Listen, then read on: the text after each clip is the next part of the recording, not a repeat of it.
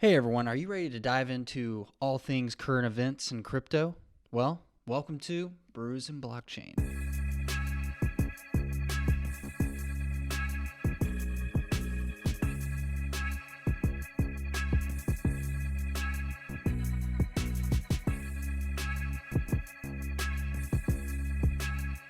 All right, guys, back with Brews and Blockchain. You may know us as the Crypto Masters, but as you probably know, we do this other show called Brews and Blockchain where we just have some brews and talk some blockchain. So here's the brews. Let's talk blockchain. You know what today is, Ross? What is today known as? It's a holiday in the US of A. Oh, it's the Super Bowl Sunday. Super Bowl Sunday. Yeah, I added "the" to it. I don't know why. Super Bowl Sunday. That's what it is today. We got the Bengals. The Bengals and the Rams. And who are you taking? I like Joe Burrow all day. Same thing. I like the Bengals, man. They're kind of underdogs. Oh, yeah. They're fun to watch, and Joe Burrow is awesome. So even more of an underdog. They just lost that receiver, too. He, broke his foot or something like that. Did you hear about that? No. I forgot who it is. But, yeah. So even more of an underdog going in. That doesn't sound But Joey Burrow is coming out. I predict him smoking a little stogie after the game for the win. Yeah. All right. Well, anyway, so the big game is tonight, and so we're going to talk about some of the big crypto ads that a lot of people are talking about. You know, Super Bowl ads, as everybody knows, are not only people look forward to them, but they're also super expensive. Super expensive, hilarious. A lot of times, probably my favorite part, honestly. Sometimes, yeah, I know. My wife tends to want to watch the commercials, I think, as much as the game. So yeah. All right, so and tonight's game, I understand there's going to be several, but I know at least three that we'll just touch on briefly. So FTX, of course, they named an arena in Miami after them. So they're going to be advertising on tonight's game. And their thing, that they've given out a little teaser. It's kind of a monk, but the big thing is depending on when the ad runs, which they don't know exactly because you don't know what part of but they probably have a pretty good idea, but they can't know exactly because who knows, the game may run long, who knows when a timeout's going to be or something. Yeah, like that. exactly. So, anyways, their thing is they're going to give away Bitcoin, and they're going to give away sort of. The number they give away is going to be based on the exact time that it runs. So, for example, if it runs at 8:50 p.m., they would give 8.5 Bitcoin away. Oh, okay. And that's worth about $400,000. Yeah, that's at today's prices. Yeah. And it's apparently like 4 people win the prize. So, I actually like that. It's not only promoting crypto and Bitcoin, but it's kind of. People are going to look into it. How much is that worth? I can see people doing that, looking it up, who aren't, who don't really know much about it. Oh, yeah. Events like this, I feel like, especially the World Series, you saw, even though they had a nice, I forgot what it was, with the crypto ad right on the pitcher's mound, it kind of spurs, I even had people at work oh, what, people asking me, what's this crypto stuff? Right. So FTX is one of them. Another one's going to be crypto.com. I don't know much about what they're going to do. I mean, I don't think it's going to be something new, not the Matt Damon thing again.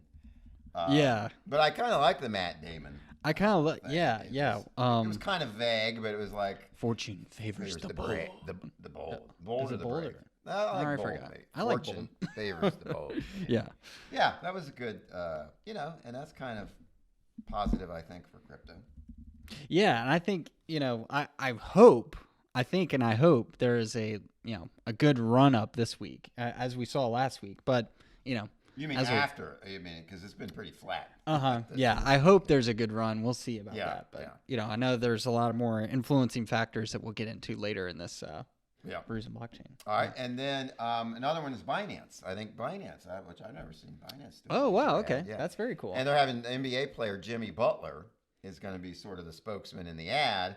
And Jimmy has said separately that he's into crypto. He's studying it. He's going to get into it. He's going to invest in it. So okay. Again, NBA players probably have influence with some market, and hopefully you can get them interested in crypto. Get those retailers in, baby. Let's see more. All right. So anyway, go Bengals. And by the time this airs, the game will be over, and we're either going to look like geniuses or idiots, but that's not unusual. So. It's always the price you pay. All right, let's go. Let's have a drink, and then let's go to topic 2, which is like, stranger than fiction type thing. Yeah, this one's kind of crazy, Brian. Yeah, the arrest from the 2016 Bitfinex hack. The couple arrested was charged with money laundering. Not the hack, not but the hack. So it's not like we figured out who the hackers were, but they arrested this couple for claiming they were going to money laundry, and it's worth billions of dollars. Oh, it's massive. It's massive. But yeah, that's I'm gonna butcher these names, but Ilya Lichtenstein, Ilya Lichtenstein, and then Heather Morgan. That's the dude, and then his wife. His wife is Heather Morgan. Yeah, the rap star Razzlekan. Yeah. So that's the hilarious part of this. That's actually stranger than fiction. Is after they arrested these people, we found out this Heather Morgan is a rapper, with like videos on YouTube and other places named Razzlekan, and her videos are just hilarious. And what I guess it's real, but it's terrible rapping. And but anyway, one of them she was rapping about, I stole $1 billion, like basically confessing almost, and it's just hilarious. But you know what, Brian? Fortune favors the bold. It did for a while, but Heather may be in trouble now. And another thing, she's in trouble. Some of the things I've read from the mainstream media, they try to skew this as showing that crypto is sketchy or shady or something like that. But no, you know what it shows? It shows that it's all public. It's all on the blockchain. All the feds had to do, the law enforcement, was just watch.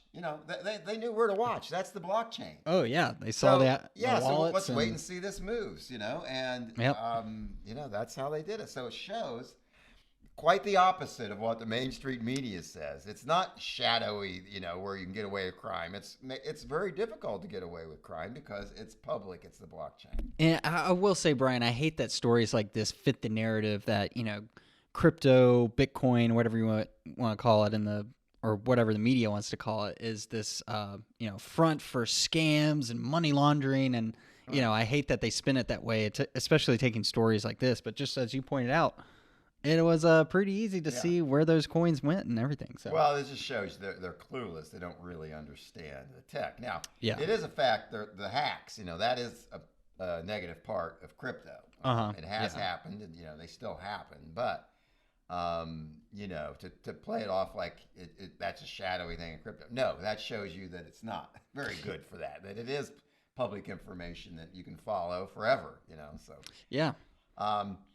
All right, so let's talk about, main thing we usually chat about on Brews and Blockchain is kind of the current state of the market, the crypto markets. And it seems to me like for the past couple of weeks have been flat. And even prior to that, it's sort of been in a range up and down. How far are you on cryptomasters.com? Yeah, thecryptomasters.com/coin/Bitcoin. You can see, and I'm just looking at the month's chart here. I'll flash it up behind the screen for us. But it's obviously moving like crypto does. But Bitcoin, started around in this range 42,000, and it's at 42,000 again. Yeah, so it's weird. It's feels stablecoin-esque for Bitcoin. It is, and I think in a way, with the inflation news and the geopolitical risks going on, we're sort of I think it says something good that Bitcoin hasn't plunged. That it is for sure, sort of holding steady there. But so let's talk about it. I think the big news this week was inflation numbers came out again for the U.S. and it was higher than expected, and it was higher than it's been in 40 years. It was 7.5%. So, that worries everyone that the Fed's going to raise rates, which they are. I mean, they've announced that they're going to, but, that they might raise them quicker than they discussed before or by more than they'd said previously. So, the stock market took a hit, and, cryptos took a little bit of a hit as well. But I think a lot of people are waiting to get, find out more about that and let that news digest about inflation. Yeah, we're kind of on the scale of like, are we going to go upwards? Are we going to go downwards? I mean, yeah, Yeah. you just don't know. Well, It's definitely a wait and see game at this point. it is, and you know what's interesting is that Bitcoin really is seen as a hedge to inflation, right? Mm-hmm. Yeah. But right now, it seems to be more in sync with the stock market. So and there's no doubt that higher rates hurt the stock market, at least short term. Yeah. So higher rates cause the stock market to go down and causes Bitcoin to go down. But then you say, well, wait a minute. Bitcoin's a store of value. It's a hedge against inflation. Yeah, exactly. Yeah. There's only going to be 21 million ever. And we know that 90% of those are already out there. So this is your inflation hedge. This is the new gold, right? So I'm always scratching my head when I see that. I guess, maybe it's just a short-term reaction. It's just risk off. People are like, I'm getting out of my stocks. I'm going to sell some of my Bitcoin. But it seems to me that when you really think about it, if you're really worried about inflation and you think that Bitcoin is a store of value, it should be going up. You should be buying it. More people should be wanting it. Yeah, exactly. The logic of it just, I don't know, comparative to what the price is doing just doesn't make sense. But Right. I guess I could see, like retail investors see Bitcoin and crypto as this, risky thing. So if the markets are looking uncertain, they're like, well, I'm going to get rid of that crypto stuff now. Right. It's a risk asset, so I'm getting rid of all my risk assets. My stock, my Tesla stock and my crypto. And in stocks, the past 10 years, it's been the tech stocks. Okay, let me get out of the tech stocks and get in the ETFs or stuff like that. Takes a hit. So anyway, that's just interesting. The fact is, I think we're sort of in a wait and see mode right now. And then the other big event that's the wait and see mode. Another huge wait and see. And is it a big event or is it not? This is, is Russia going to invade Ukraine? As of the date of this podcast, this is the big news. In fact, on Friday, the stock market was pretty flat until someone in the White House came out and said that Russia could invade Ukraine at any time, and then the market. The verbiage they were using was freaky. Yeah. And what I've seen is, some of the things on the news and Twitter and otherwise have said, everybody's talking about Russia invading Ukraine except for Russia and Ukraine. Yeah, that's true. That's true. So I don't know. Who knows what's going to happen there? I'll tell you this. Vladimir Putin is playing his negotiating game. He's created the leverage out of nothing. He's the one that put his 100,000 troops on the border just so, Biden and others would negotiate with him, and it appears to be working to some extent. Although I guess they're not giving him everything he wants. So who knows what's going to happen? Yeah, I guess that's I've been trying to research, this whole situation a lot, and Russia's unhappiness, with NATO and everything like that. But it's definitely beyond my realm of expertise. But I'm not going to claim any expertise in that either. And I don't even really know. I mean, the assumption is that if there's an invasion, those are fairly big countries. I mean, they're not that big as far as economically. I mean, I think there are states in the U.S. There are several states in the U.S. whose economy is bigger than Russia's. Oh, yeah, for sure the Ukraine, for sure. Oh, and for sure the Ukraine, right. But in any event, so it's not like that big, but just worldwide, there's of course oil from Russia, which will cause the price of oil to go up, which could increase inflation even more. So yeah, it's almost just like this crazy downstream domino effect. Like even if, some odd shots are fired, that just causes panic and everyone sells. The assumption is there will be a sense of a panic of, scurrying to get out of the market if that invasion actually happens. But I don't know how long term that would be. It wouldn't be good. War is always bad. But I don't know what effect it would have on the crypto markets long term. But who knows? That's why there's the risk there, and I think that's why we've been flat. But there's just a lot of uncertainty and waiting on it. Yeah, and it's kind of like, I don't know.